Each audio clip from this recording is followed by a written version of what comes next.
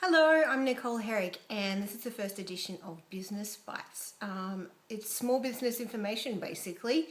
Why I started doing a video blog. Okay, so it's 2014 at the moment. My New Year's resolution was to actually make some New Year's resolutions and do them for a change. Normally, I think to myself, I'm not going to make any resolutions. That's ridiculous. I'm never going to stick to them. But this year, one of my biggest things was to actually do a couple of New Year's resolutions and actually try and stick to them. And one of them was a video blog. The video blog that I'm going to be doing is all about helping small businesses, mainly in Australia, but this can usually apply to worldwide, helping small businesses grow. So helping them understand, how much they should be paying for things, where they should be investing their energies and their times, what they should be pricing their products or services at, and how to understand things like SEO, PR, marketing, graphics, and all the different things that you need to learn when you're a small business setting up. And not only small businesses that are just setting up, but those small businesses that have been around for a while, but they need to understand how to progress to that next stage and get bigger. So let's talk about my background. I originally trained as a graphic designer, and then I became a photographer. And then I actually worked in the architecture and interiors industry, back as a graphic designer again. And then, and I've started my first business at 22, a photography studio. So just doing family portraiture, weddings, debutante balls. I know, I was 22. Anyway, so that was a lot of fun. So I have had the whole small business side of things be a part of my life since I was 10 years old, really. My parents bought their first small business when I was 10 years old, and I worked in it from then. It was a little general store in the country. So no matter what you think of anyone that's any position anywhere in the world, it doesn't matter where we are. We've all come from somewhere that's real.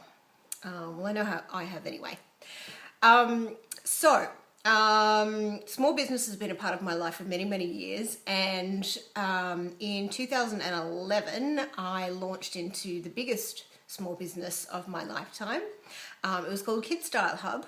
And it was a vision to create a retail bricks and mortar hub for designers of Australian baby and kids products, so that they could have their products sold in retail stores without having to take a wholesale cut and without having to, pitch their products to retailers. They still had to do that for other retailers, but for me, all they had to do was present their products, and if I felt like it fitted within the genre of the type of products we were selling, and it was Australian designed, then we sold their products for them. So everything was on consignment. The designers made 76% of the price that we sold everything for. So, and there was no shop rents or anything that they had to pay. We took care of that. I took care of that. No volunteering in the shop or anything like that.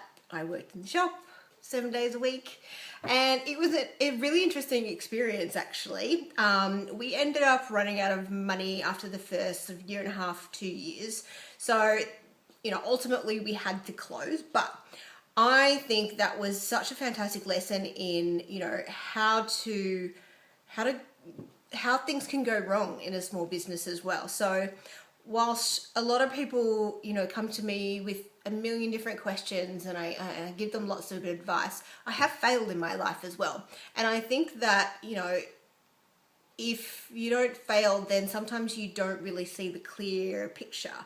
So, that was my passion at the time. It was to help those small designers of Australia get their products out there to customers in a much different way than they could do at the markets and online as well.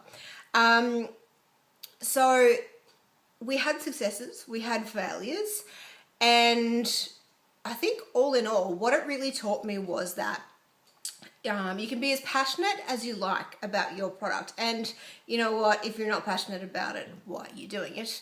But the main thing that you have to remember is to be able to step back, to step back from being the designer or the service provider, whatever it is your business is, and actually take constructive criticism. So whether it be, look, that product, how much money is it making you? Okay, is it going to eventually make you any money? And being able to sort of assess and let go of things that aren't working and learn to progress and understand that a business is an evolution, and that it doesn't matter what your original plan was, it's going to evolve, and sometimes things work and sometimes other things don't work. So yeah, that's a little bit about my background, just so you can understand who I am, where I come from, and my successes and failures. What I do right now for a living is I'm a graphic designer, a website designer, and a product photographer. So I kind of have gone back to my roots in a sense. I feel like I'm still helping small businesses grow, and most of my clients are designers still, because I tend to understand their products a little bit more, and the way that they have to develop their businesses.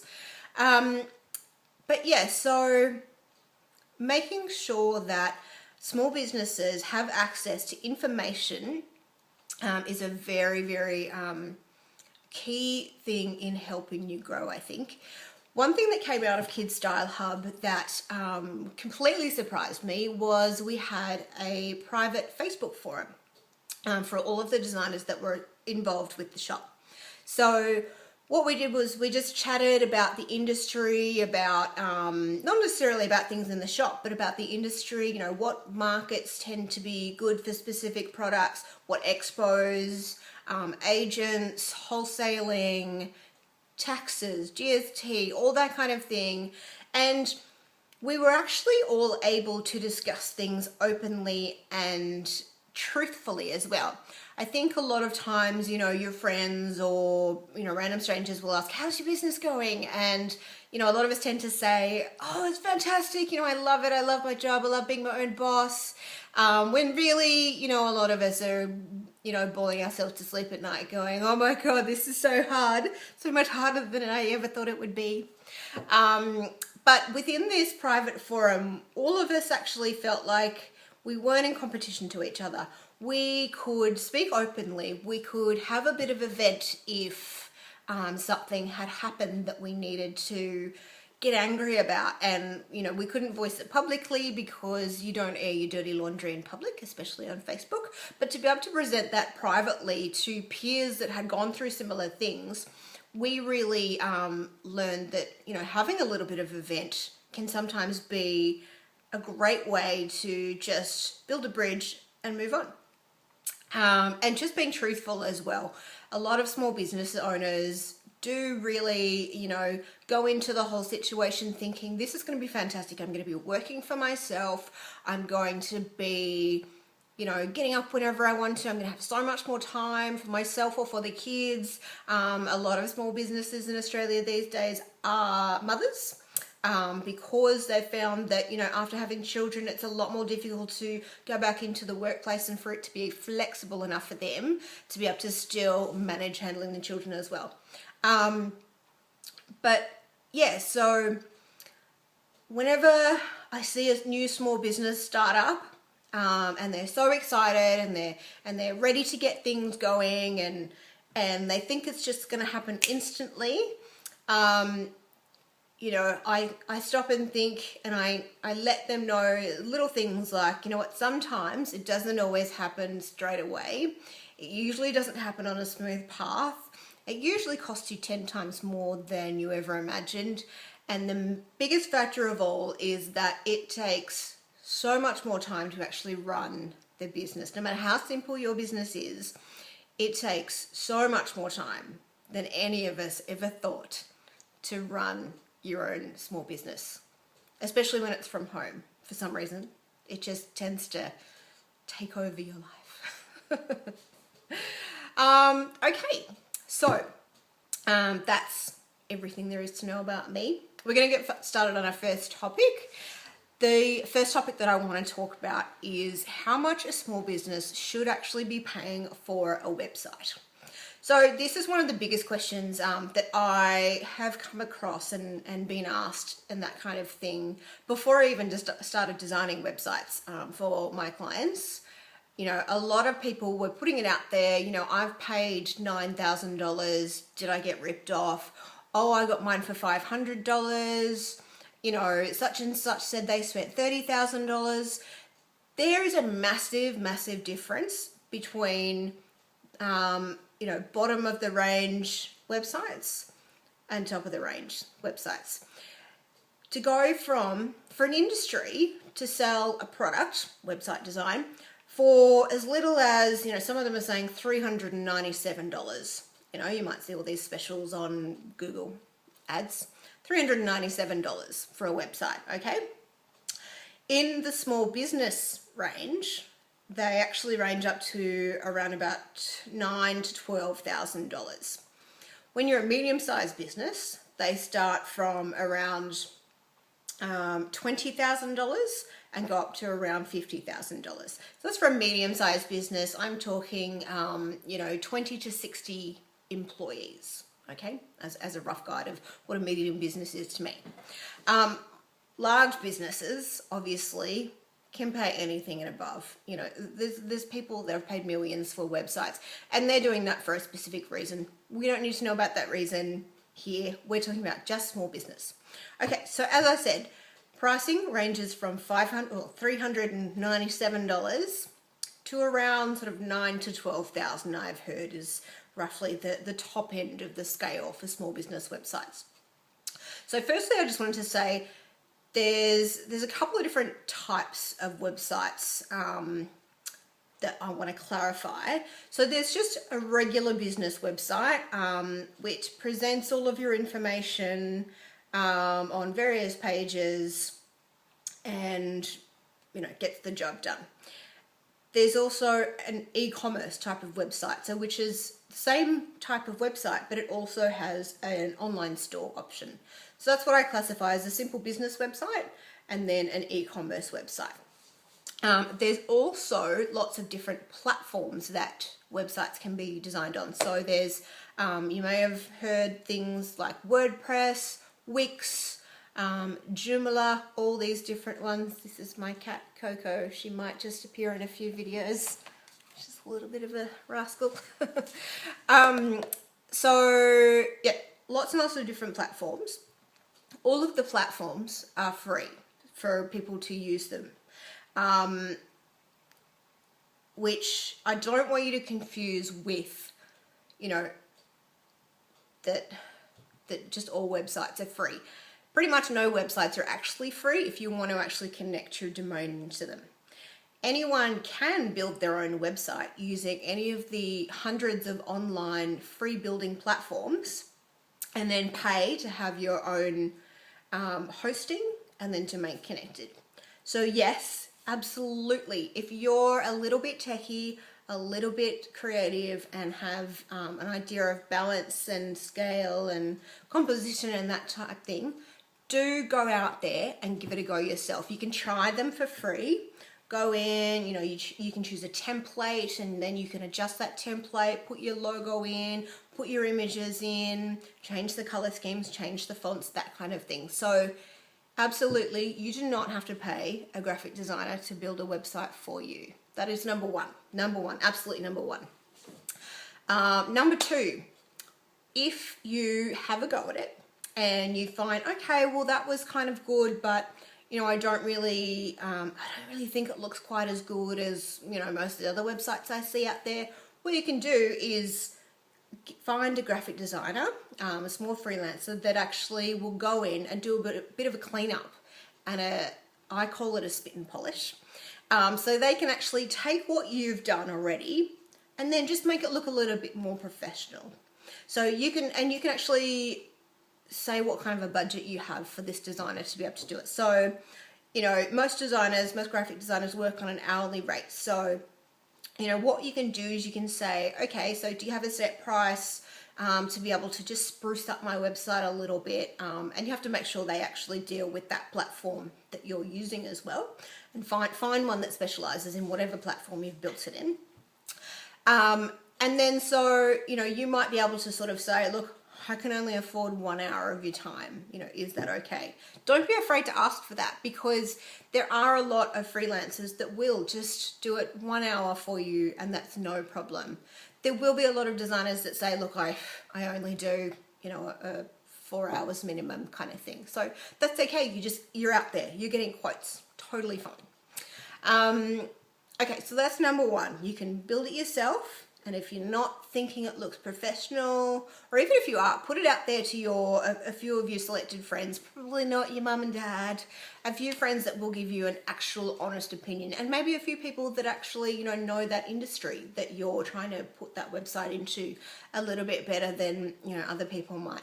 Ask them to give an honest opinion. Does it look professional? Do they have any advice? Is there anything that you're missing? That kind of thing. And so if you feel like you need that extra attention, do get a designer to just go in and, you might say like, okay, can you give me like an hour's spruce up, or a lot of times I actually suggest a 4 hour spruce up, because websites aren't usually a simple thing. So I recommend a 4 hour spruce up. And then I also recommend a 1 hour training session if they haven't already sort of really got the gist of how the whole back-end system works. Because just knowing a few little hints and tips about, the quick way to do things, or the, what the actual website creator can do, can really help you as as the, maker of this website, just continually update it and that kind of thing. And you can always kind of say, down the track, okay, can you, I've learned a bit more and stuff. Can I get you to answer like these specific questions for me? I need half an hour and another hour of your time. So don't be afraid, ask away. Okay, so let me talk about $397 websites. You've all seen them. There's the ads on Google and everywhere that say, need a website, we'll get it done for you, week turnaround, starting from $397. A lot of the times, okay, all of the time, those are big companies that have a couple of people that live in Australia and do the initial sales call. And then as soon as you've paid your money, it gets shipped off to somewhere overseas. I don't want to be politically incorrect and sort of say particularly which continent, but somewhere where labor is a little bit cheaper, shall we say. So it gets, it usually takes somebody in one of those overseas companies maybe 30 minutes for them to, basically all they do is they upload any content that you give them into a template, and it's done. Half an hour's work. So with those kind of ones, they don't do any designing. What they just do is you provide them with all of your images, your logo, all of your wording, and they just upload it in half an hour.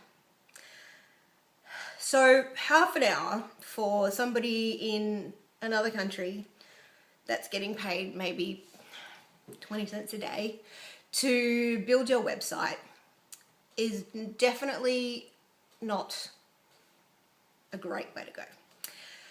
So what does normally happen with those $397 websites is that somebody, well, firstly, on the phone, the salesperson, which sounds Australian or English or American or something like that, they will talk you into some added extras, like, having an email marketing thing included, and like animated banners, things like that. Things that are normally included in a website, but they call them add-ons. So sometimes a $397 website can end up costing you around $1,500, which is a reasonable price to pay for a website. But you're still only getting that half an hour. So you're still providing all of the content, all of the images, which yes, you'll have to do for any designer. You'll have to provide a certain amount of content and text and that kind of thing. But there's no design. They're not designing you a website. They're uploading it into a template. So what usually happens is they upload it all. You sort of get the final draft and you sort of say, oh, okay, a bit plain, but that's okay. It's cheap. It's fine. And then, you know, you ask if a few things can be changed. I've heard stories that, you know, it can take several months for things to actually be changed properly. You know, they might do one thing, but the whole rest of the list doesn't get done.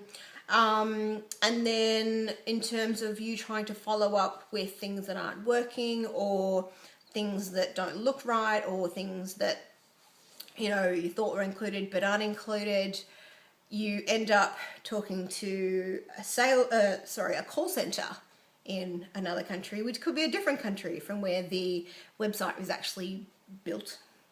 And it's a random person that doesn't know anything about your website, anything about your brand, anything about you. All they know is that, you know, they're getting paid 20 cents an hour as well.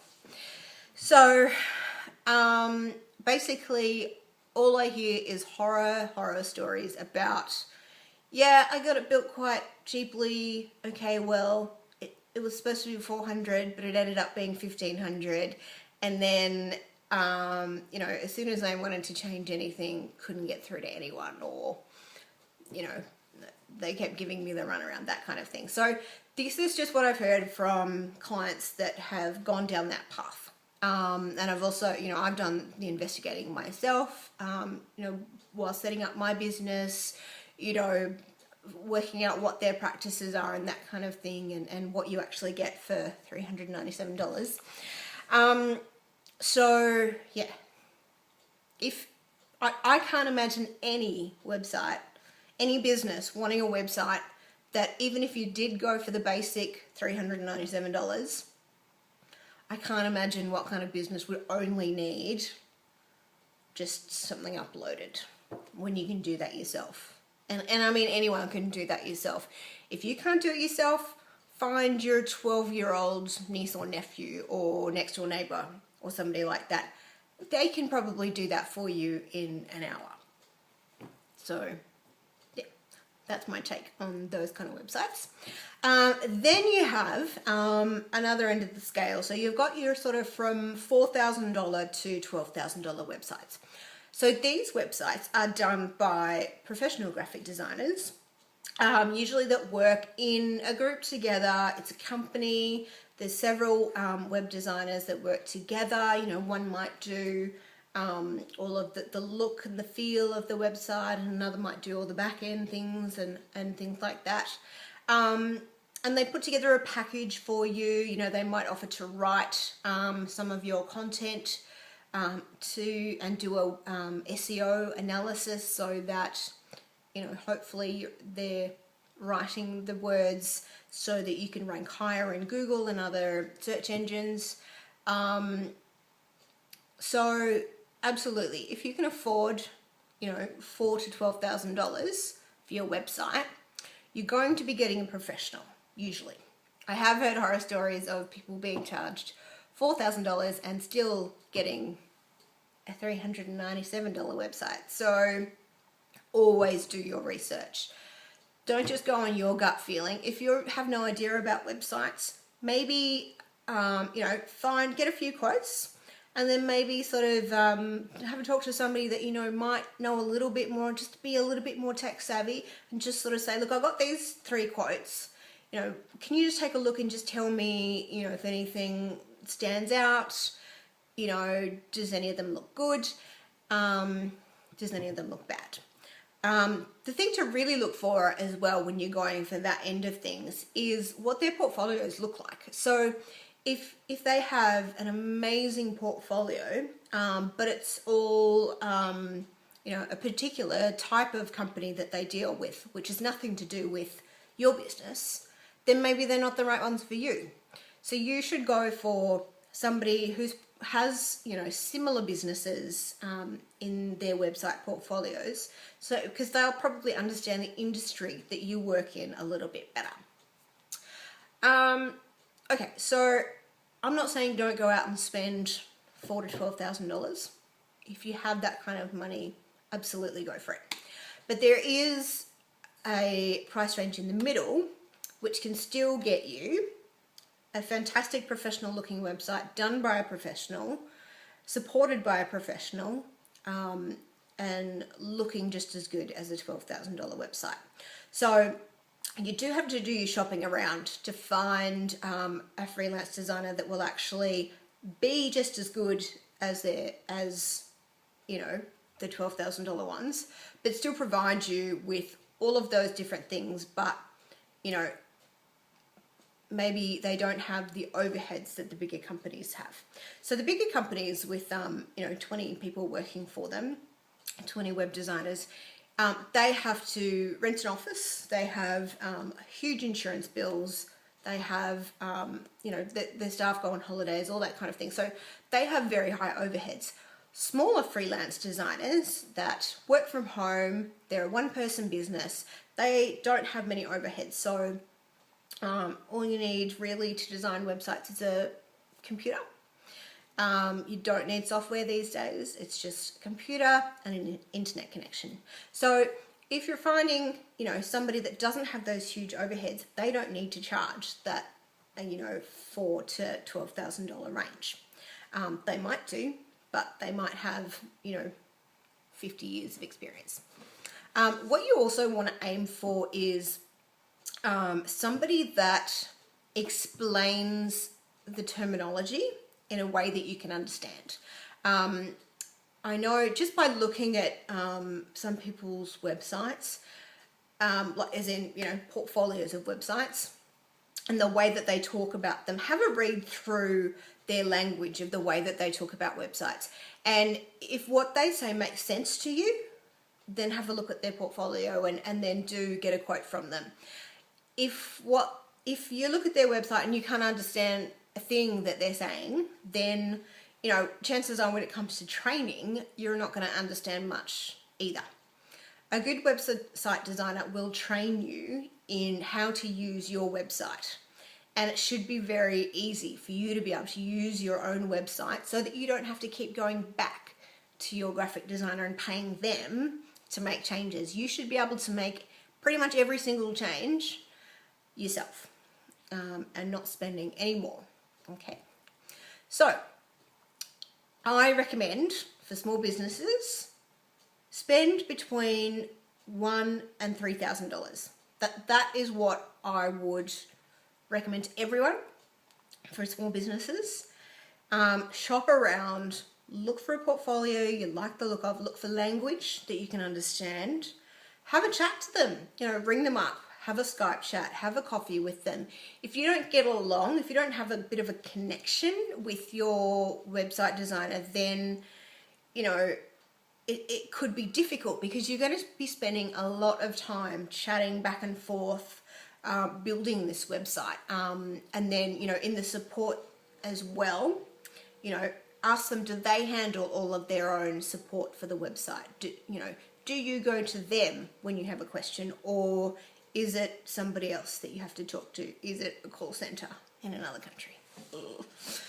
Yeah, so I think that's really important. Make sure you can build a rapport with them. Make sure you can understand what they're talking about. Make sure you like their work. Make sure they build sites in an industry that your business can relate to. And make sure that you're happy with everything that you see. Okay, so I really hope that helps. I hate seeing people get ripped off or, you know, upset when, you know, they didn't quite understand, you know, how that whole website industry works and, you know, how much they should spend. I think that small businesses are the lifeblood of growing Australia and growing the world growing. Without small businesses, we would collapse. The economy would just completely collapse. So without you, we wouldn't be where we are today, and we wouldn't continue to climb out of this financial recession. So there's my advice. I really hope that helps, and I look forward to our next chat on Small Business Buzz.